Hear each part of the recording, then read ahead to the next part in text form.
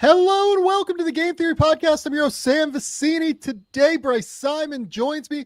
We are going to dive deep into the New York Knicks defeating the Indiana Pacers to get that series back to 3-2. Then we are going to talk about the Oklahoma City Thunder clinching their place in the NBA Finals. We'll also finish up our conversation from Monday or Tuesday, whenever we last recorded, Tuesday, I think, where we have final NBA draft decisions from quite a few players, including a surprise one from Labaron Philon. Before we get there, though, let's hit the music.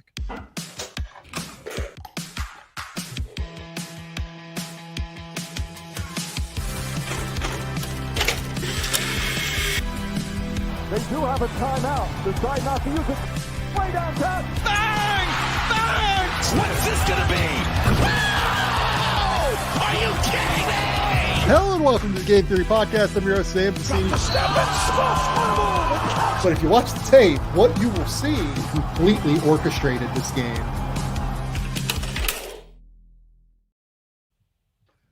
Bryce, what's going on, buddy? What's up, Sam? How are you?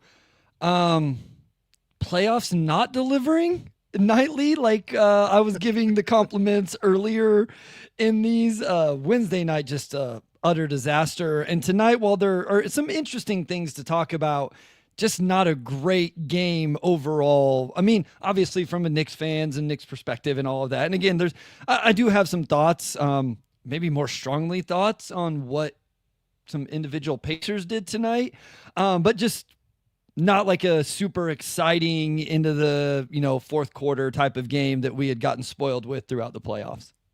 Yeah, not a whole lot of excitement in the last two nights of the NBA playoffs. Honestly, a little bit more excitement in the NBA draft sphere. I mean, we'll talk about the Knicks game here. So the Knicks end up defeating the Indiana Pacers 111-94. We got the cherry on top. That was a beautiful Ariel Hook 40 throwdown at the end from the New York Knicks. Look, this one to me was just so much, even more than tactics. Like, we can talk a little bit about tactics. Like, I think that the Knicks did a pretty good job of like being more aggressive with Tyrese Halliburton in certain ways, but like, it was just more about defensive intensity than anything to me. They really brought it on defense tonight, across the board, in a way that not even that we haven't seen, because I think they did it actually in game 3 as well, where the defensive intensity was quite good. But more than anything, it just felt like they were up in their shit tonight. I thought Mitchell Robinson was spectacular defensively in this game. Between even like guys like Landry Shamet and DeLon Wright coming off the bench, bringing like real powerful, like, I'm going to get in your shit and annoy the hell out of you. That was really good to see from the New York Knicks. Also, Tyrese Halliburton, after a game where he brought the incredible aggressiveness, we did not see him bring the, requisite level of aggressiveness that I think that, oftentimes we like to see from him. And you can certainly, I think, give a lot of credit to the New York defense for stopping that from happening. But also, I do think a part of it was that he was not as aggressive at trying to seek out his shots as what we saw, certainly in game 4, at least. So I want to be fair to the Knicks here, because I agree with everything you said. I do think their defensive intensity was better. I thought Mitchell Robinson was really good, specifically to start the second half. And, you brought up Shamet. He made some nice plays. Brunson's shot making was ridiculous. Karl Anthony Towns on the offensive end. I put a lot of this on Tyrese Halliburton, Sam. I see a lot of people giving the Knicks defense credit. And again, I'm not trying to take things away. The guy took 7 shots, 7 field goal attempts in this game. And I thought he was driving to pass. Here's what I need to do. Like, I just need to find time tomorrow, because in my head, I feel like there were attempts and multiple attempts he just didn't take. I thought he had opportunities to either attack, take a 3, whatever, and he turned them down. There's one that stands out in my head that he turns down a catch and shoot 3 to pass the ball to freaking Jarris Walker, and Jarris Walker throws the ball out of bounds trying to make a post entry pass. And it's just like, Tyrese Halliburton, the mentality, we gave him so much love for the mentality, and to me it was the exact opposite. And again, people are like, oh, well, this is what happens when you load up against a primary, creator or whatever. No, like Tyrese can shoot threes. Like that's the equalizer against a loaded up defense that's waiting for you at 15 feet or waiting for you in the lane. Like shoot some of these catch and shoots, shoot some of this stuff off the dribble. I said it the other night, Sam, if he would have went 8 for 24 tonight, I wouldn't be on here calling him out with his performance. He didn't make shots, whatever. That's not what happened. And for me, that's very frustrating. Like, I don't care who wins. I hope the Knicks take it to 7. But just as somebody who loves this game and gave Tyrese Haliburton a lot of credit on Tuesday night, I was frustrated watching his mentality, and I thought you could see it from the jump. Yeah, I mean, he just didn't play super well tonight. I mean, look, their starters in general, I thought were terrible tonight, honestly. Real quick, I thought Pascal Siakam. So I think when your best players are struggling in certain ways, it sends a message to your whole team. I just believe that. As somebody that was a role player in his collegiate career, I took a lot of confidence from watching the star players on the teams I played on, right? So offensively, when you see Tyrese unaggressive, that shifts mindsets and provides uncertainty on sorts of things. On the defensive end, watching Pascal Siakam not be able to guard Karl-Anthony Towns' downhill drives was also frustrating. It's one thing if Cat posts him up. I realize Cat is good, Sam, but I don't think Cat should relentlessly be attacking Pascal in a straight line to the rim over and over and over. I thought both of those guys on opposite ends were not good for the Pacers. Yeah, I would agree. Look, the only guy that really brought it tonight, I felt like, was Mathurin. Mathurin just really brought it. He's always going to bring I'm going to go out there and shoot. Sometimes it works within the flow of their offense. Sometimes it doesn't, right? Sure. Yeah. Decent amount of the time it does not work. But yeah, I mean, look, nobody just brought the requisite level of intensity that you expect in a playoff game. And, whether it's you're just a little bit wiped after the, incredible pace that you have played at over the last little while, and you kind of feel like you need to take one here, especially after the way this game started, or if, there's something else. I don't know. It's hard to say, but this did feel a lot more like the Pacers just really didn't bring it. Yeah. And credit to the Knicks for taking advantage of 100%. that first and foremost. Yep. And also credit to the Knicks for really hammering it more than anything by playing with an incredible amount of defensive intensity and just kind of taking that out of them in some way.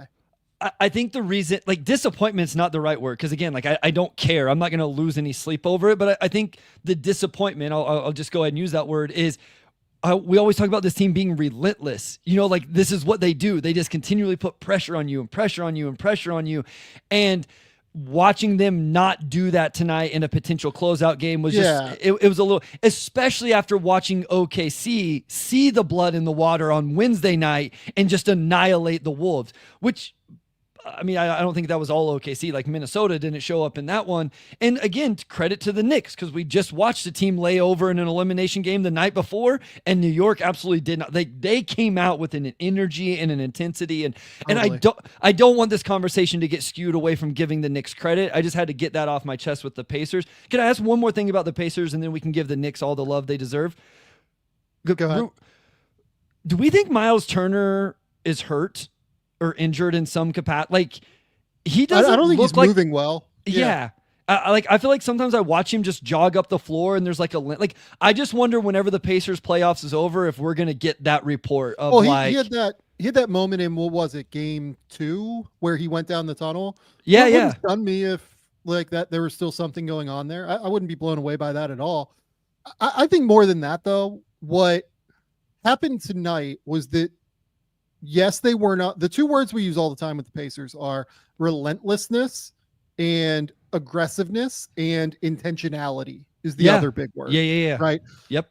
We always talk about how intentional they are in the way that they attack mismatches. I didn't even really see that intentionality tonight. Absolutely not. And a big reason for that was because they were less aggressive and less relentless in how they tried to get up and down the court and find different cross matches. You know what I mean? So I think that's kind of a combo of things. I mean, the other thing is too, Joel asks in the comments, what happened to Naismith or Aaron Nesmith's minutes tonight? He barely played. I mean, honestly, like 100% right. Aaron Nesmith only played 16 minutes tonight, despite only having 2 fouls. B, like Aaron Nesmith, like might not be healthy, right? Like we saw him go down with that injury, and you just never know how he's feeling right now. So I'm interested to see the way that the rest of the series plays out, between Turner and Nesmith, maybe not being 100%, but maybe being good enough. On the other side, you have Oklahoma City, who gets to sit out now for a week while the Pacers are going to have to try and close this out. And the Knicks are going to try and come back like hell to be able to get this in 7. I mean, this feels like a tough spot now for either of these Eastern Conference teams, I think, to be able to beat Thunder is kind of where I'm going now. Yeah, because when do we play? We go, is it the 4th or the 5th for game 1? I mean, I believe it's the 5th. Yeah, so you go Monday would be game 7. So, you get 2 days off before that one if it was stretched out to a game 7, and then whichever team ended up winning. I'll be honest, and this, the listeners, I love Aaron Nesmith. Like, I didn't think his minutes were great. Even the 16 he did play, I didn't think he was great. I thought he was forcing things. He obviously got in the early foul trouble. Maybe that threw him off just a little bit. I do want to give the Knicks some credit. For one, I like the way they ended the first half. Like, I thought that Indiana was trying to make a push right there to go into halftime, and New York was able to weather the storm. And then they came out in the second half. Every time. Yeah, every time. Like there were 2 different runs in the third quarter, I felt like. And one in the got to 10, one in the third and one in the fourth. Yep. Yeah. The 10, immediate 12-0 run. Yep. They get it down to 12, immediate, just like pushback to be able to get it back up to like 17, 18. The Knicks responded every single time tonight that the Pacers tried to make a push. And Mitchell Robinson was a big part of that. I will also say, like, I'm pretty sure the non-Brunson minutes to start the second quarter, I feel like they played really well in those, or they at least made shots during those minutes, which is always huge, right? They showed the on-off during the broadcast with that. And then also in the second half, there was Cat foul trouble. Mitchell Robinson, like, just kind of wore down, and they went to Precious Achua minutes, and I'm pretty sure they won those minutes as well. And so it's just like those minutes when your team's in a weird situation, your best player's out on the floor, your second best player's in foul trouble, whatever, and they found ways to win those minutes, or at least weather the storm in those minutes. And again, you brought up Shamet. He had a nice game defensively, made a few shots. And so, I don't want to lose sight of or take away full credit from the Knicks for going out and taking care of business tonight, because I do think that their overall defensive intensity and energy and attention to detail and all of that is a huge part of why the Pacers only scored 94 points. Can we also just take a second here and talk about the on-offs in the context of the Brunson on-offs? Yeah. Because to me, like, a huge reason why those on-offs look the way that they do is because of how well Karl Towns is playing in the moments where Indiana's starters are not on the court, right? That's the biggest thing to me, is that at the start of those second quarters, exactly like you say, those are the minutes where Brunson tends to sit. And Towns, again, tonight was amazing, much like he was in game 3. Was it game 3 where they had the crazy fourth quarter start with Towns? Might have been game 3. 2. No, 3, no. yeah. Game 3 where they came back and won. Yeah. Yeah, I believe it was game 3, right? Yeah. Yep. Start of the second quarter tonight. Towns takes advantage of a really bad double, has a mismatch on Mathurin, scores. Next possession down. Towns attacks in a straight line against Miles Turner. Late help from Ben Mathurin and 1 easy bucket. Awesome swing out to DeLon Wright for 3. Towns cleans it up with an offensive rebound. Then a Towns post up brings a double team, handoff to Deuce McBride for a 3. Then, like, he gets a stop that leads to a Josh Hart run out and 1. And then I think there was even like one more play where he scored in that quarter. Oh yeah, it was, Shamet and DeLon have like this awesome defensive possession, and then Towns goes down and attacks Turner and scores another and 1.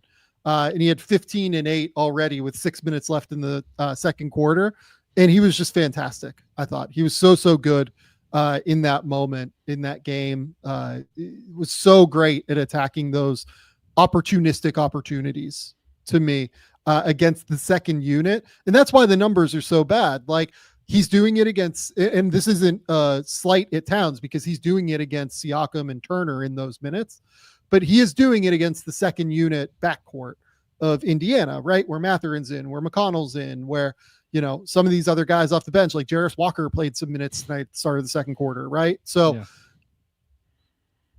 I think that is what's skewing the numbers, where like it looks like Brunson is not playing well this series, when in reality, Jalen Brunson tonight has 30.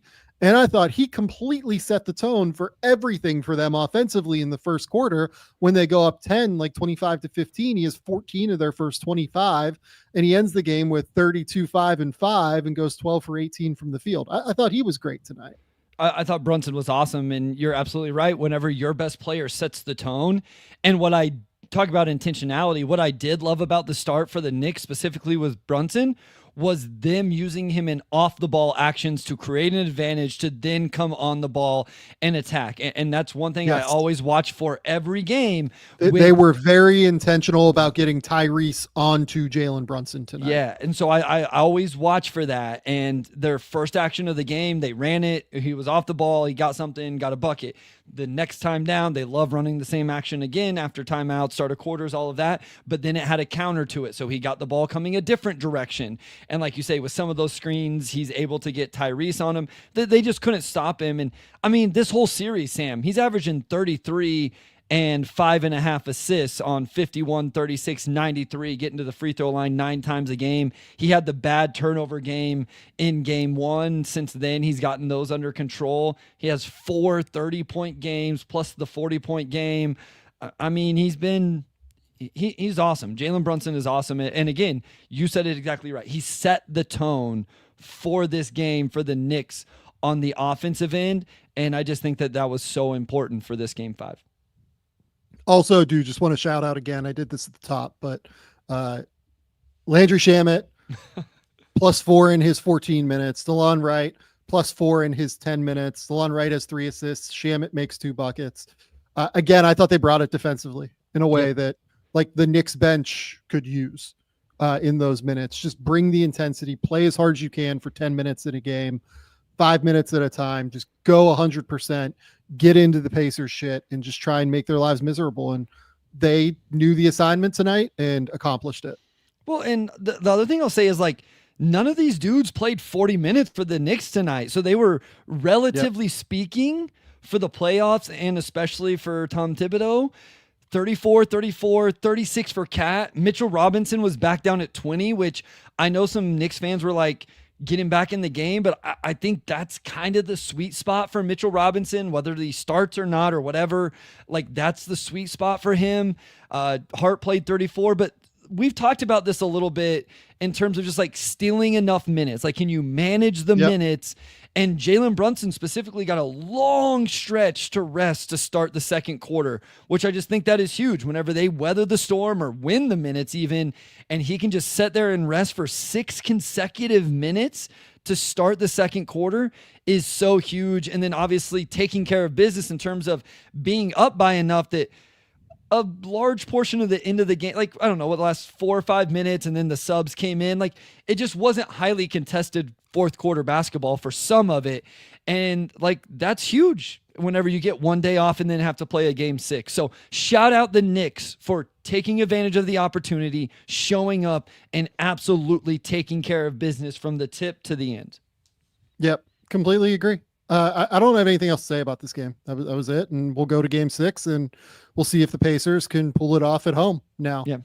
It'll be fun. Like, I'm excited. I know we kind of had talked about, hey, maybe we get a little bit of time off here after recording every single day, you know, in a row for however long, which we absolutely love. I'm not complaining that I have a podcast like this to come on and talk with a good friend like Sam, but it was like, okay, a few days off here, but hey, getting to talk about a game 6 on a Saturday night, I'm okay with that too.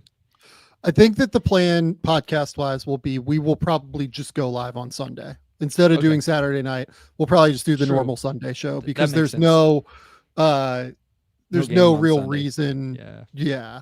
No game on Sunday. We'll be able to get like the window to ourselves and everything. Like, it's just nothing crazy going on. Makes sense. while we make our podcast plans, we got to shout out our friends over at Trade Coffee.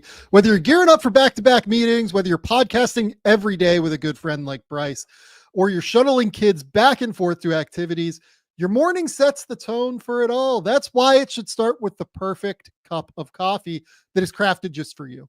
That's where Trade is going to come in. Trade Coffee is the number one U.S. coffee destination, bringing you fresh coffee from over 50 of the country's top roasters. Trade's experts have taste tested thousands of coffees to curate over 450 amazing roasts. Whether you're new to coffee or know your favorites, they'll handpick the perfect coffee just for you, even cold brew for those hot summer days. Just take the quiz, and in under 1 minute, they'll match you with your perfect coffee. If that first bag isn't quite right, Trade will replace it for free until they nail it, and their prices are on par with grocery store brands, but the quality is just going to be next level. Plus, you're supporting local roasters. It's a win across the board for everybody. Right now, Trade is exclusively offering our listeners 50% off of your 1 month trial at drinktrade.com/game. That's DRINKTRADE.com/game, GAME, for 50% off your 1 month trial. Drinktrade.com/game. Okay, Bryce, I don't need to talk much about this other game either. This was basically an abomination of a basketball game. It was over after the first quarter, 26-9.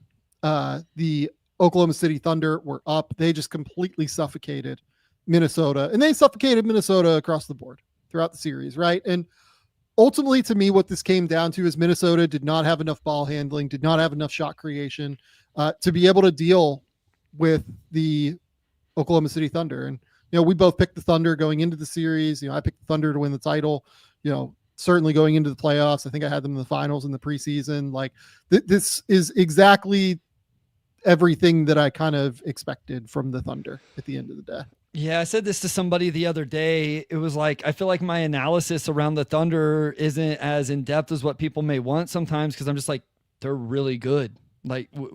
And they were a good team last year that got to the playoffs and had that learning experience and that growth. And then they went into the offseason and they got better. And, we thought they were going to be good in the regular season. And you know what? They were good in the regular season. And then we get into the playoffs and I'm just like not surprised. And I mean, I guess there was a moment in after the Nugget series where it's like, are they going to relax? Is it like, hey, we overcame Jokic and the Nuggets, and so now we're going to, have a letdown? And they just didn't. It just doesn't seem like that's what this team does. I mean, we had the outlier 42-point blowout loss to the Wolves in game 3. Game 4 was the only really good game of the series, and they won a tight one there. And I was not surprised that they came and were ready to close this out in game 5. I was a little surprised Minnesota didn't put up a better fight in the game and have a more competitive that was my bigger surprise. I did not expect OKC to lay an egg, especially at home with that environment. And so it was more on the other side that Minnesota didn't have a little bit of pushback, even if it was just till halftime, and then it gets away in the second half or something. It was from the jump. And yeah, I mean, again, I don't need to talk too much about this game as a whole. I think what I want to talk about with Oklahoma City is just the overall team building structures that they've put into place, right? And the way that they've gone about it. I feel like for the last 2.5 years, the things that I've talked about more than anything else are how almost everything I do now draft wise is probably something of a reflection of what they do, because I just respect what they do so much, and they don't get everything right. That's the crazy thing. They will miss on dudes constantly. They will miss on Ousmane Dieng. They will miss on Dylan Jones. Those guys do not look like keepers long-term in Oklahoma City, despite the fact that the Thunder used, a lottery pick on Ousmane Dieng and a, first round pick on Dylan Jones. Right. But the thing is that they give themselves so many different outs because of how smart they are in terms of accumulating assets. And on top of it, the guys that they tend to value tend to be these dribble, pass, shoot, process with positional size and defensive versatility guys. Those guys all tend to have a lot of outs as players, right? Jang was just like a pure upside swing. But you look at across the board at their roster, it's just, okay, Jalen Williams, like if he wasn't like a true shot creator, he could be like a real 3-and-D guy if he really wanted to focus on that and take fewer pull-up threes. Lou Dort, like they got him as an undrafted free agent, but like Lou Dort, you know, if he wasn't, you know, a great shooter, he would still be valuable as a defensive player because he's so good on defense, having made first team all defense. Cason Wallace, like I would argue his shot like has not totally translated yet in the way that we hoped. And he still looks like an absolute monster because of the way that he defends. Alex Caruso choosing to trade your former number 6 overall pick in Josh Giddey, a guy that was very productive, but like it wasn't totally working out. Going to get like an elite level defender who can, you know, process the game at a high level, knock down shots, pass, but also be one of the most versatile defenders in the NBA. It's just such a home run. It's such a smart way to team build. And that's before you get to making sure you prioritize Chet, because you know that dribble, pass, shoot bigs who can also defend are worth their weight in gold, and the ability to go out and get Shai Gilgeous-Alexander and value him in the Paul George deal over like even more picks. The thing that even more than just like their processes that I want to call out is you look at the teams across the league that like are left that are succeeding, right? Really the 3 teams. They have thrived really by going to get their number 1 option at either a discount or in like something of a risk trade, right? Like trading Paul George at the time was seen as a risk for Oklahoma City. They did amazing in the deal, and everybody knew at the time they got like an unbelievable, you know, cache of assets for Paul George. But it was still like you're trading Paul George, you know, who had recently come off like a top 3 MVP season in Oklahoma City, right? The Indiana Pacers traded Domantas Sabonis for Tyrese Halliburton. And while, again, I certainly at the time called out that that deal was brilliant for the Indiana Pacers, and I loved it, but that's more because I don't think crazy highly of Sabonis, maybe comparatively to others. That's still a deal where you went out and you got like a young player on a rookie scale deal, much like Oklahoma City did, who transformed your franchise. Jalen Brunson wasn't on a rookie scale deal, but that was a deal that was seen almost as like a bit of an overpay by some at the time. Yeah. I certainly didn't think that. I said that that was like what he was worth, but it was a deal that was seen like at the time as being like, okay, something of an overpay. I wonder if that is kind of the market inefficiency right now, is you just have to evaluate who the next up and coming like stars are kind of league wide and hope that that team, you have to evaluate who the up and coming stars are league wide, while also recognizing the organizations that might not be as connected to those players as they should be. And that's where you attack. Like right now, if I was any team in the league, I don't know how New Orleans feels about Trey Murphy. Yeah. You know what I mean? Like I'm not sure. I'm not saying that they like him. I'm not saying they dislike him, but that is a new front office with like a questionable front office, in my opinion, build with Joe Dumars and Troy Weaver. I would absolutely be calling like relentlessly about Trey Murphy at this point and seeing if I can pry him out of New Orleans.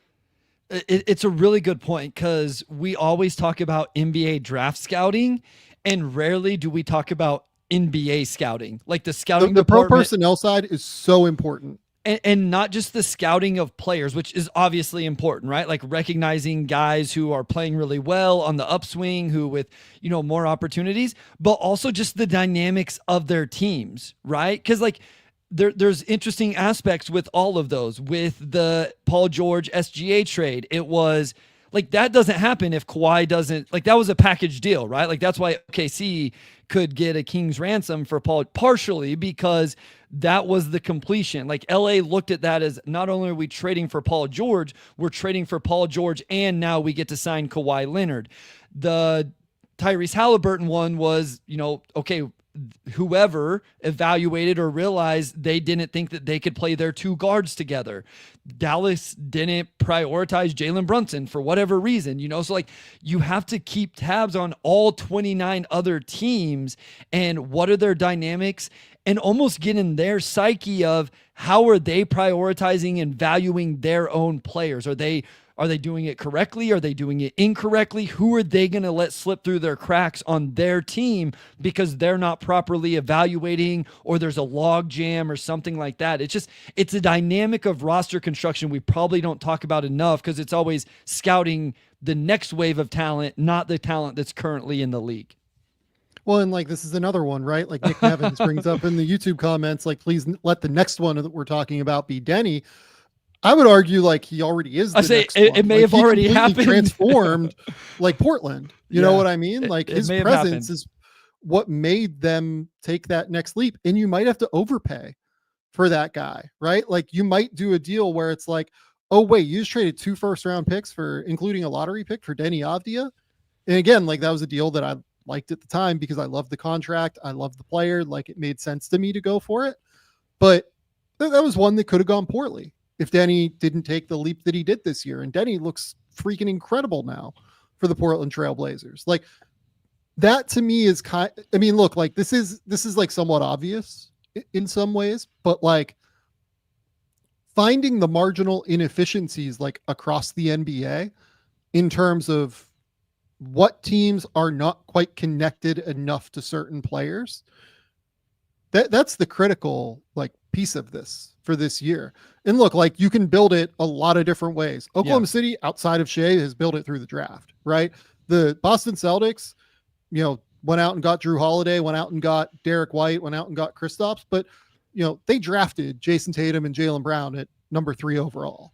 You know what I mean? Like there are a lot of different ways that you can build a title contender. The Denver Nuggets drafted Nikola Jokic, drafted Jamal Murray, drafted Christian Brown, drafted Michael Porter Jr. Like you can do it in many, many different ways.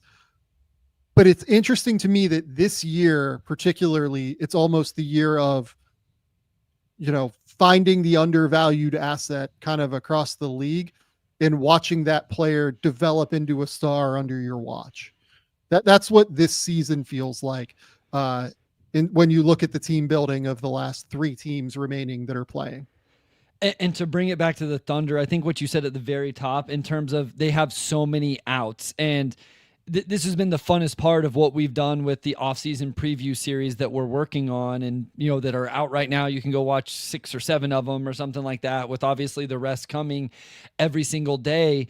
And a lot of those we talk about, well, they can go this way or they can go that way. Or I'm sure I'll say the phrase thread the needle like too many times over the 30 offseason previews. But you know who I won't say it for? The Oklahoma City Thunder when we get there, because they never have to thread the needle, because they have so many outs because of what they prioritize as players. I thought that was a great point in terms of, okay, well, even if this guy has an off shooting month, like he can still be a player for us, or, whatever. But then they can miss on Gordon Hayward trade, because you know what else the Gordon Hayward trade did? It let them create the salary cap space to sign Isaiah Hartenstein. So like there's just a multitude of outs in every move they make. And if they do miss on a couple, it's okay, because you can trade some draft picks. And if the guy doesn't pan out, you still have more, draft picks to use. You can always go get the role player like it's that you would need.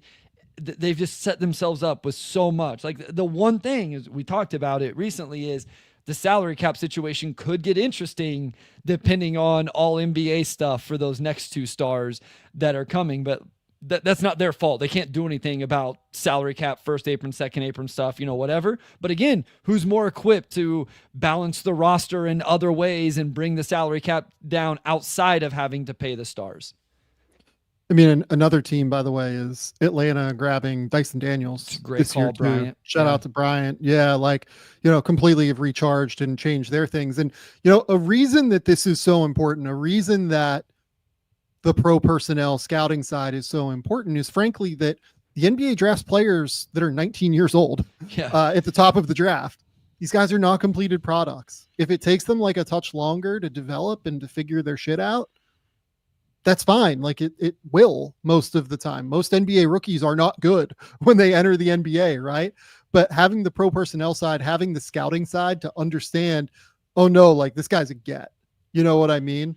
This guy is like the guy we should be chasing. Like Trey Murphy just came to mind to me because it's a new front office. Like maybe that new front office sees him as the building block long term. I don't know. But anytime there's a new front office, similarly to Denny Avdia, right? Because the, Michael Winger, Will Dawkins front office did not draft Denny. That was Tommy Shepard. Like I am always curious about what those, situations can look like and how connected those teams are to those players.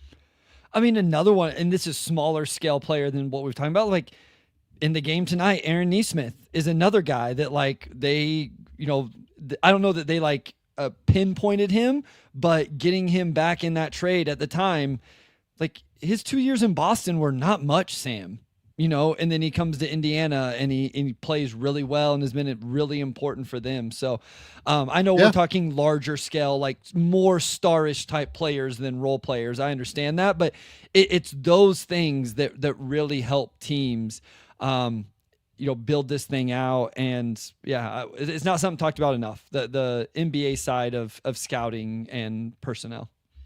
Yeah, no, it's definitely right. And kudos to Oklahoma City for nailing it. You know what I mean? Like, yes, they overpaid for Hartenstein in free agency, but it was a purposeful overpay knowing, what they needed in the playoffs right now. And that's the other thing. I mean, Oklahoma City is so well set up and was so flexible with where their cap was last offseason that they had cap space to be able to go pay $30 million a year for Isaiah Hartenstein and just blow like the Knicks out of the water, who could only pay like $18 million to Hartenstein on his early bird rights. Right. So having the flexibility, we have the Orlando offseason preview, I think forthcoming either today or tomorrow or the next day. Right. And one thing we talk about is like that team doesn't have a lot of flexibility anymore. Like they have gotten expensive very, very quickly, and finding a way to maintain flexibility while having your stars, while having the guys that you're building around, like that's critical. And also having like the great pro personnel side to go out and find the undervalued, distressed assets. It's a blend of everything. Like it does take a village in an NBA front office, and the best guys that are running the show right now are the guys who, it's funny, I won't say who the GM is because I just won't. But, someone I was talking to over the last couple of months, their kids brought up to him, so what is your job? Like, it's a younger kid and understands that the dad works for an NBA team, but like doesn't, coach on the sidelines. Sure. And he's not playing. Right. So like that can be like kind of a hard thing to explain to a child. Right. And he goes, I am a general manager and I manage generally. Right.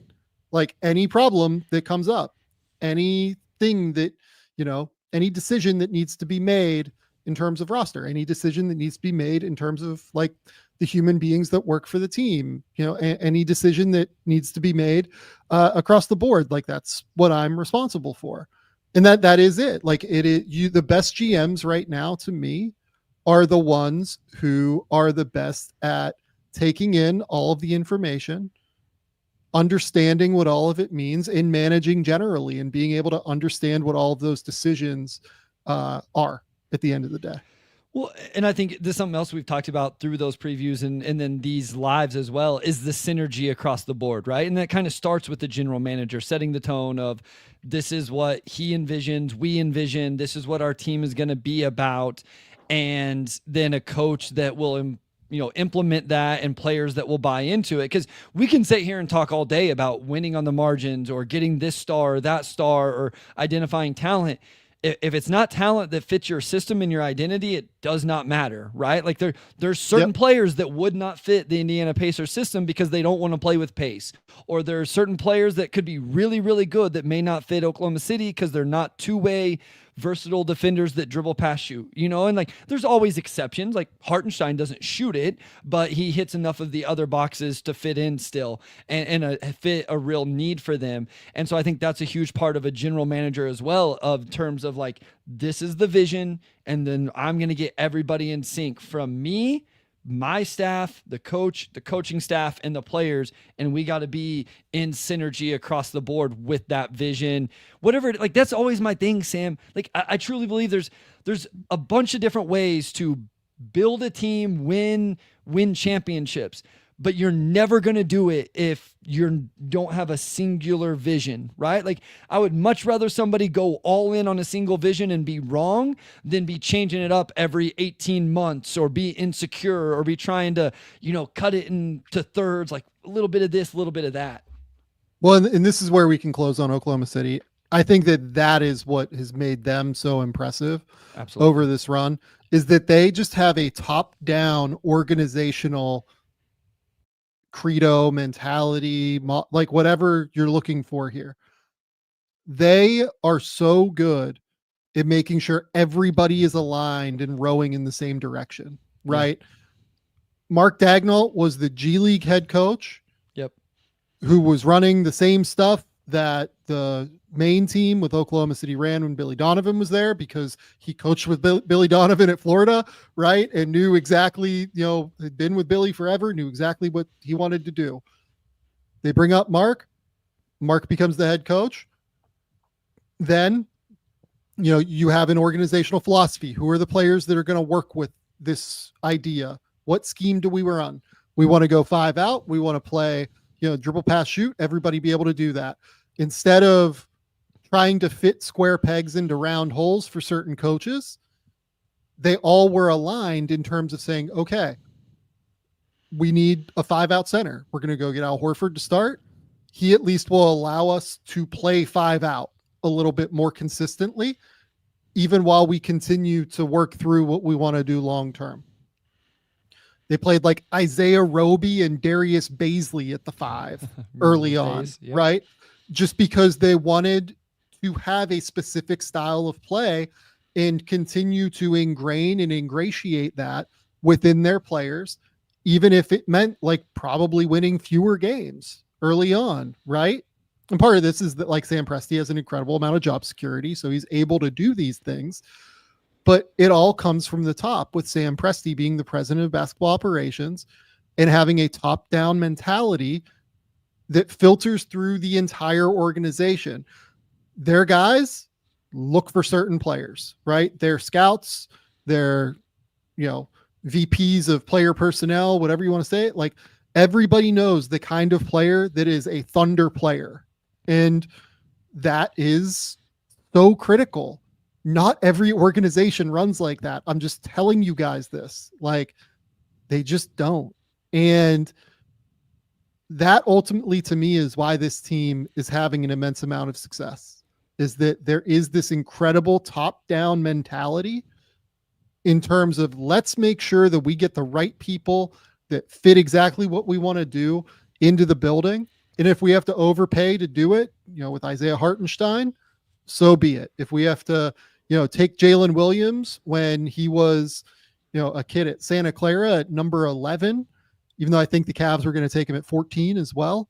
We're absolutely going to do that, right? Even if it is seen as like publicly a little bit of a reach, right? We're going to take Cason Wallace, the 6'2" guard who isn't really a point guard, but, isn't really a, shot maker quite yet, even though that's what he projects to be. We're going to take him at number 10, and we're going to take on the Davis Bertans deal to do it from Dallas. It's just so, there's so many smart things here. Number 8, wherever they took him, right? There's just so many smart things, and it comes from having a top-down, highly intelligent, strategy and mentality for how to go about these things. And all of this comes to because they traded for Shea, and Shea is, a superstar. And I think the job security and consistency is a huge part of that as well, right? Like it's hard to get the right players if you're changing coaches every 2 or 3 years, or a GM builds something out and then, they're fired 3 years in, and then now you have a team full of guys that maybe don't fit that vision. So now they're in a, rhythm and a flow where ultimate confidence with every decision because they have job security. They don't have to worry that if they miss on it, they don't always have to play it safe because they're like, man, if we miss on this, I'm getting fired. Or they don't have to take the home run swing because it's like, if I don't win this year, then, I'm getting fired. Presti can just stick to what he believes in. And again, it doesn't mean he's 100 out of 100 because he has missed. But, we saw him miss with the Gordon Hayward trade in terms of the player.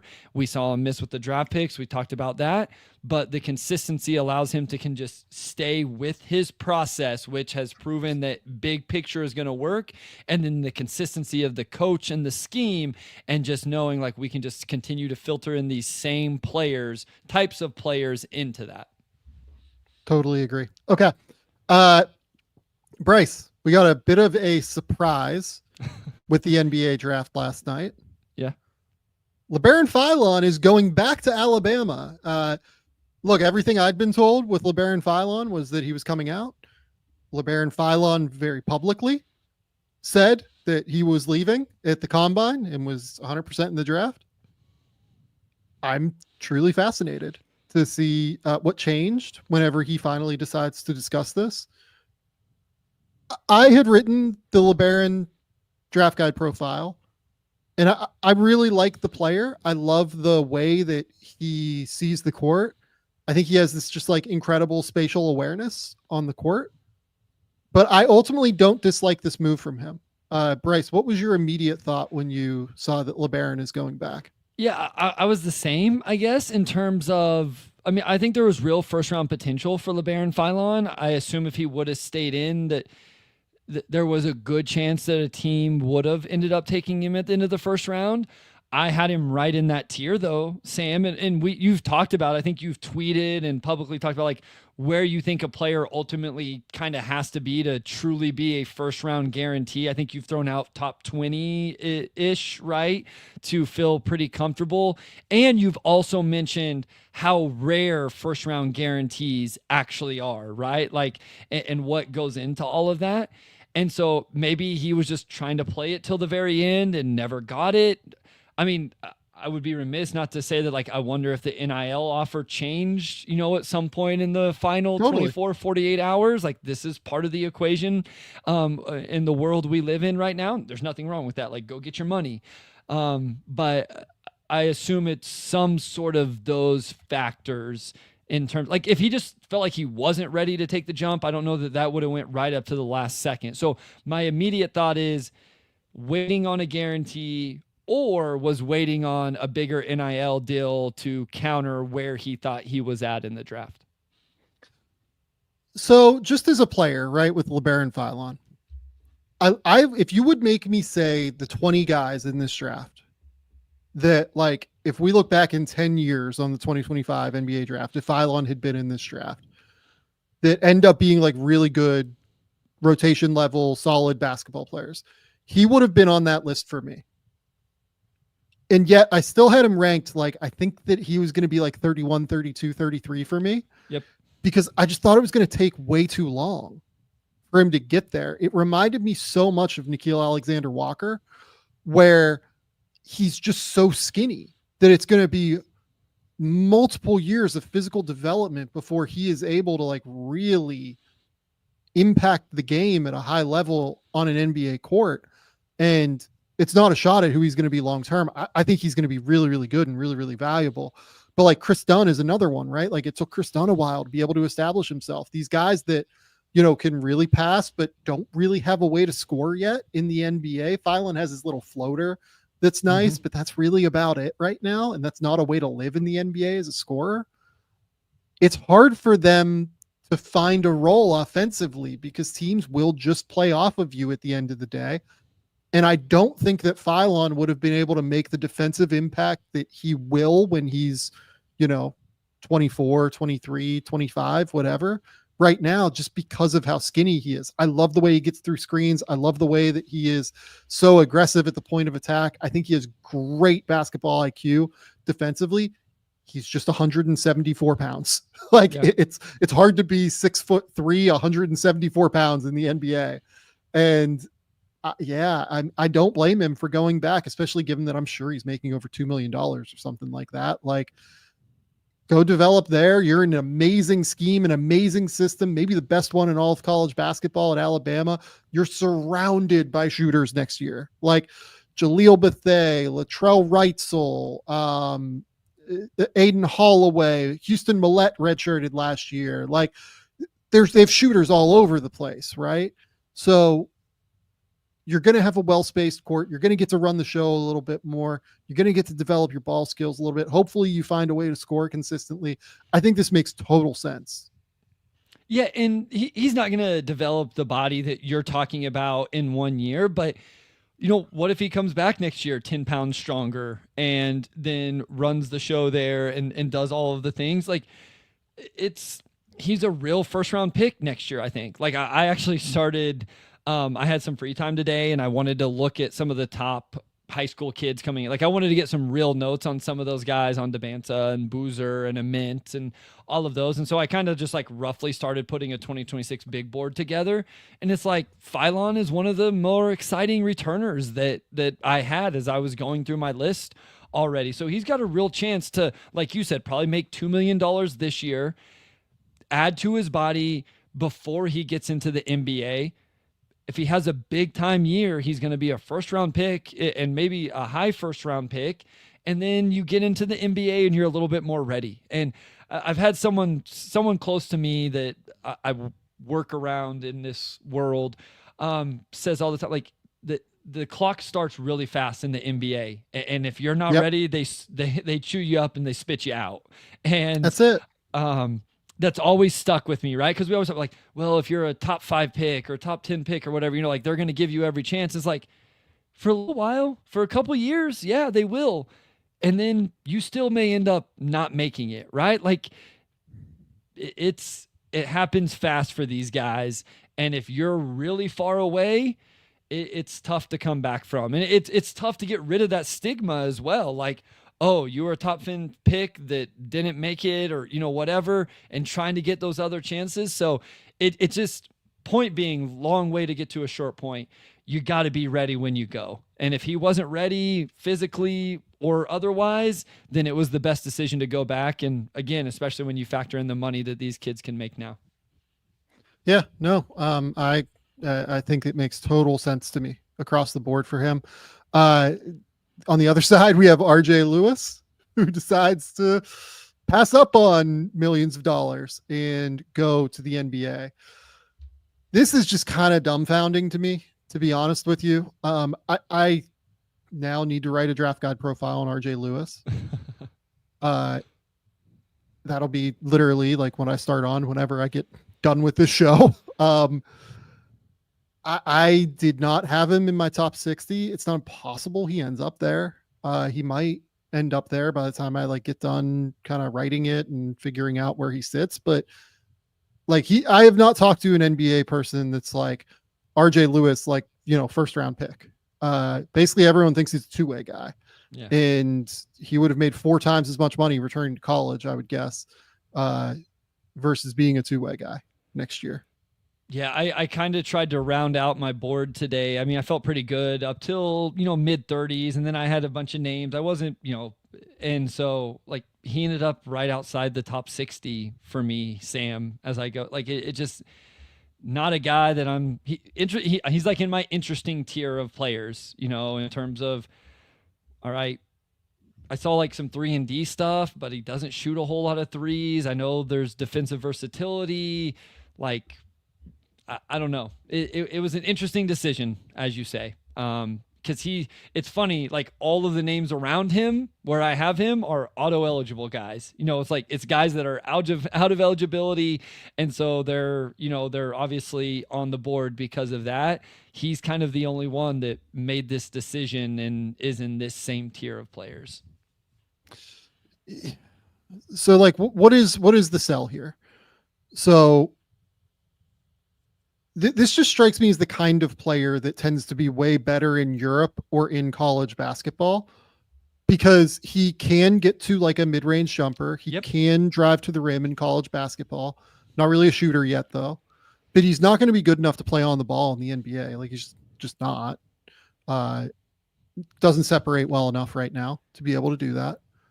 Maybe he improves the jumper to where like he becomes like a real shooter, right? And then you have like a defensively versatile shooter, right? But and like I know he won Big East Player of the Year, I get it, but like we've talked about this before on the show. Like I thought that both Kadari Richmond and Zubi Ejiofor were like more important players to their success this year than RJ Lewis. And I get that he led the team in points or whatever and everything, but like I just don't. Yeah, this is one that I don't see it with him, and I hope that he finds success. But yeah, I mean, didn't even measure quite as well as what we'd hoped at the combine, and yeah, it's hard. Like especially when you have like so much money on the table. Like people like hit my Twitter comments and were like, like maybe he didn't have that much money on the table. Guys, there are absolutely some colleges out there like scrambling for any way to spend money right now. I'm telling you that an all-American kid that is a like shot creator at the college level for sure, absolutely had significant dollars on the table, like wild dollar figures on the table. There's just no way that he didn't.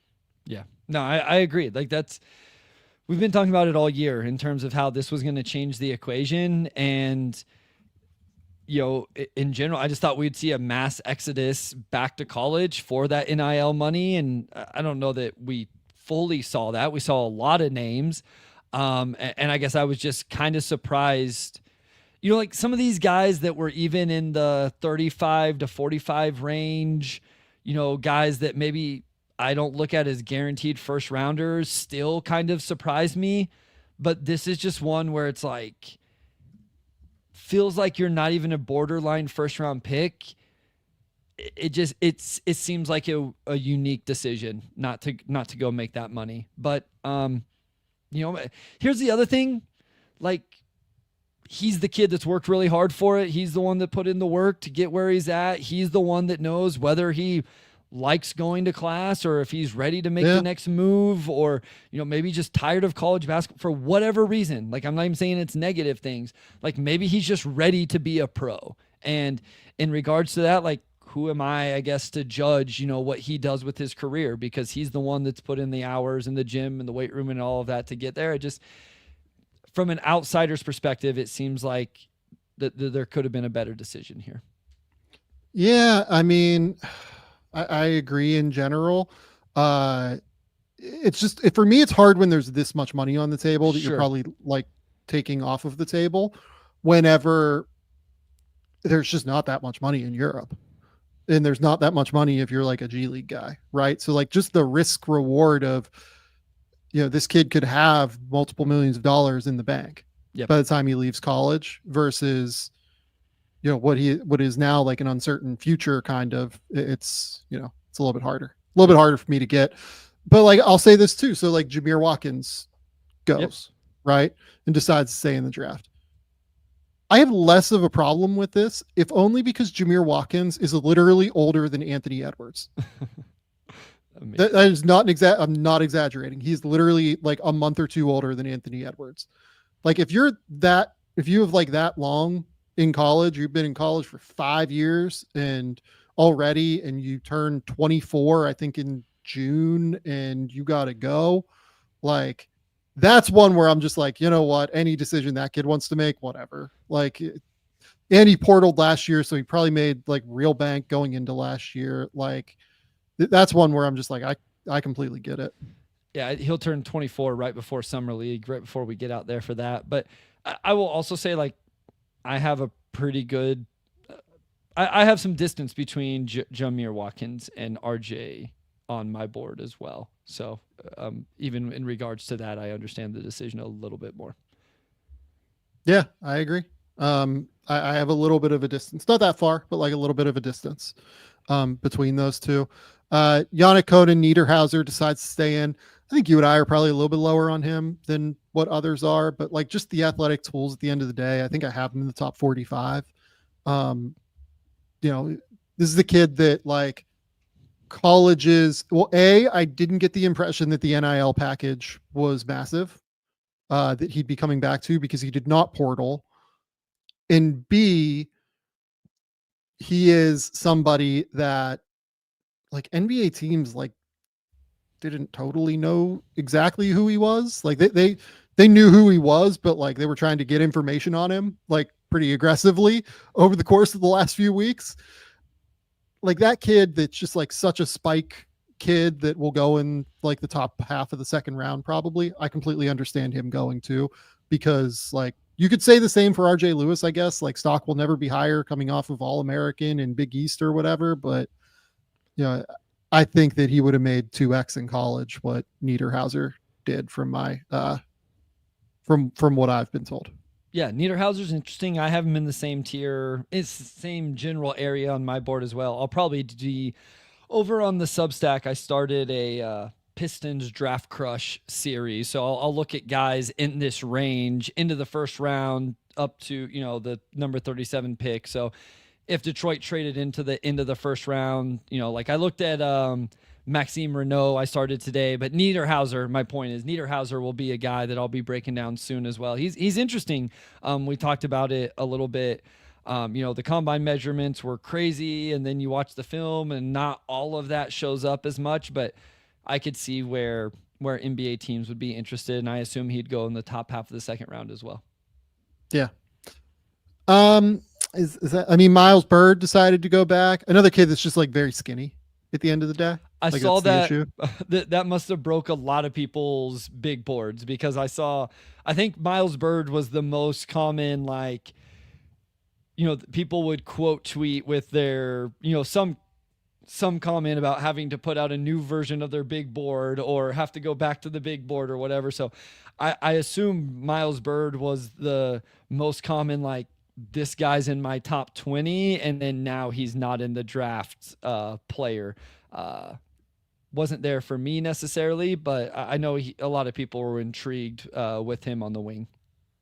Yeah, I mean, really great instincts, has like a total nose for the ball. I'm just, a little bit worried about the frame for that kid kind of entering the NBA for what the role is going to have to be.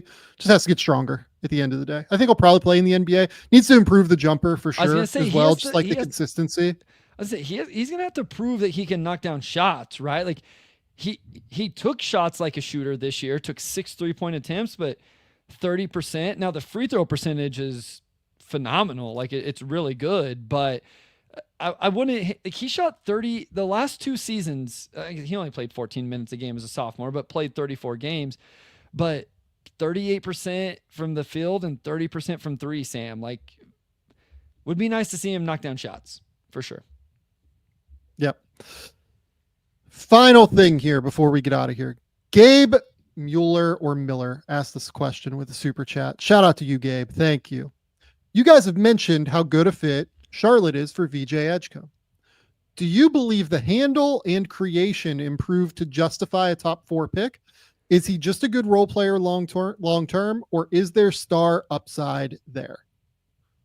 I'll let you answer that, and then I'll go. Yeah. So, I mean, I think the reason we think VJ, I shouldn't say we, reason I think VJ is a good fit for Charlotte is because you have LaMelo Ball and Brandon Miller to do the things that maybe VJ isn't great at in terms of creating offense and all of that. And he's just going to knock down catch and shoots. He's going to get out in transition. He's going to go attack the offensive boards off their shot attempts.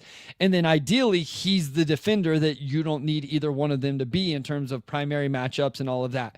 The other thing I will say is I always cringe just a little bit when people say justify a top 4 pick or justify the number 5 pick, because to me, that does change every year, Gabe. Like the number 4 pick this year looks different. I mean, it was a Min Thompson 2 years ago. And like, that's not Charlotte's fault. Like, Charlotte can't be held to the standard of what the quote unquote number 4 pick should be. Like, they don't get to choose who is in the draft. So I don't always love like, oh, this is what this should be because it's the number 3 pick or the number 4 pick. Like maybe you want more upside, but I mean, I guess there is some upside here, Sam, if he does figure out the handle and the passing and that type of stuff. I don't know that I buy into it, but I suppose that's where it would lie.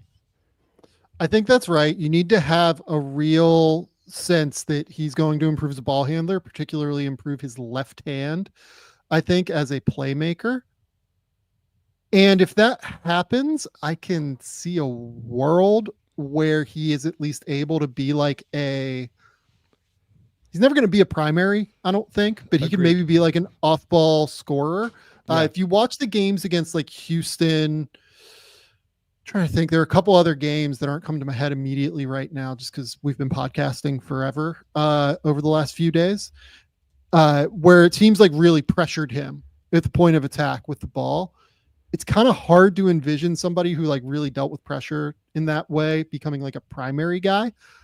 But I do think that where the NBA's spacing will help him is I do think he will shoot it. And having the wider driving lanes with how explosive and twitchy he is. Yeah. I've seen some people kind of complain about like the combine testing. I think he's like a pretty real athlete. He's very twitchy and like gets up quickly off the ground. A lot of what the combine tests is how high do you do something? How fast do you do something? And twitchiness can be like a measure of fast, I guess. But like, I think that his kind of like explosive, like burst ability doesn't always get like noted there in that way at the combine. So you look, and then the defense, like I think he's just like, I don't think he's like an all defense guy necessarily, but I think he is like a real plus on defense. Like Gary Harris, Kaysen Wallace, like those guys come to mind for me. I think Kaysen's probably a little bit better because Kaysen was stronger throughout his lower half than what VJ is. So I think he was a little bit more projectable on defense. But I think that the like Gary Harris type is kind of where I think like Gary Harris with a jetpack has been the comp for me the whole way with VJ. I have VJ at number 5 on my board. That'll be where he is on the draft guide. I believe is number 5.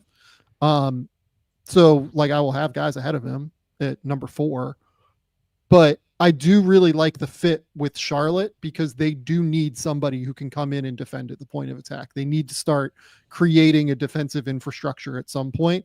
And among the guys at the top, I do think he's the best defender of that group outside of Cooper, probably like maybe Carter Bryant, but that'd be a reach for me. Like Carter's pretty far behind VJ offensively still at this point. I don't think Coward is that good defensively. Like I think VJ is better defensively than Coward. And honestly, like his ball skills are probably ahead of Coward still at this point, even if the shot isn't. I think VJ is the best fit of the players at the top to me. Yeah, I agree. I mean, like if you really want, like, if you really do believe in this, like it doesn't matter the draft, the number 1 pick should look like this, the number 2 pick and the number 4 pick should have, like, to the question's point, star upside, then maybe you just take Trey, like Gabe, to like if that's what you believe in as a draft philosophy or whatever. Because like if Trey really hits on all of this stuff, for me, off the ball shot, like I don't necessarily love his fit with Charlotte, but if that's what you're looking for, that might be more of what you would want to go. So, but I will stand by thinking that VJ is a nice fit there for Charlotte, like you said, specifically because the defensive end, where whenever you look at perimeter guys, I mean, you got to get pretty far. There's not a whole lot else, I think, in the first round that's a whole lot better than him. So, yeah, no, I really like the fit for them. Look, anything after 2, I'm probably trying to trade down, just to be completely transparent. But I tend to have a bit of a lower grade on like the Ace Bailey, VJ, Con, Trey, group than some do. So any pick there, I'm probably trying to trade down and get additional assets moving forward. But assuming they do have to pick, because these kids have to go somewhere on some level, and it's very hard to do draft night trades in the top 5, I would probably just take VJ and be happy if I was Charlotte. Yep.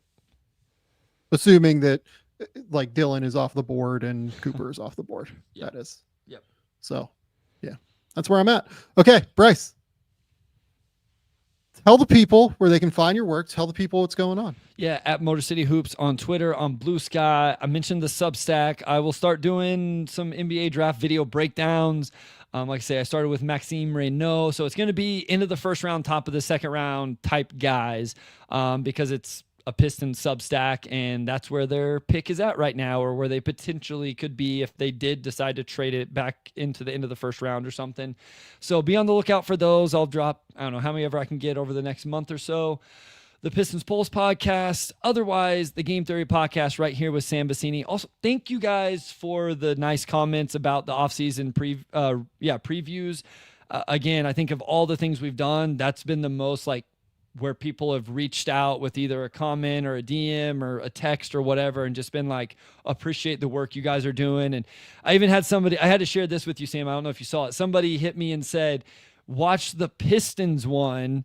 Loved the conversation on the over. Like he essentially, he was saying how invested he was in the Pistons offseason now, because we dove into the over or under the cap situation they were in. And I was just like, this is the best compliment the Game Theory podcast could ever get, is that we hooked somebody on the Pistons offseason on whether they'll go over or under the cap. I was like, that's perfect. Like, it made my day. That's it. We're trying to make sure you guys are informed and make it fun as well. We're trying to come up with different ideas and have a good time. We will be recording more of those next week, so we're excited about that. You guys will have one of those every day up until the draft, basically, is what that comes down to. Maybe a couple days off in there, but not many. What else?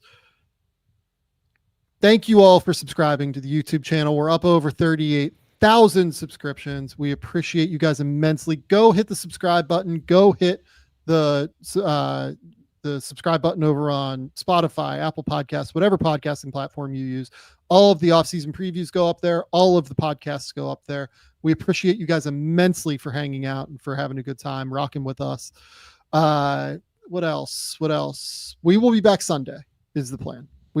You guys will have 2 off-season previews between now and then, maybe 3 actually, now that I think about it, because we'll get Friday, Saturday, Sundays off-season previews, and I can tell you who those are real quick. They're in the back end. How did Andrew schedule those? Chicago tomorrow, Orlando the next day, and then Miami on Sunday is the plan.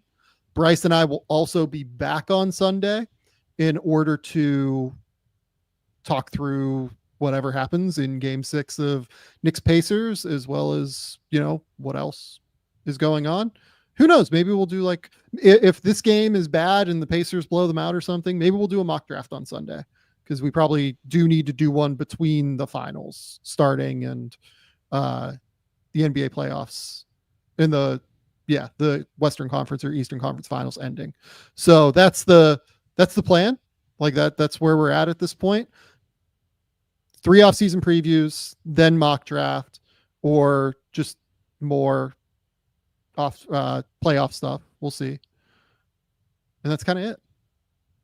Go subscribe to The Athletic. Keep me employed over there. We will be back on Sunday, but you will have 3 episodes of off-season previews until then. Until next time, we'll talk soon.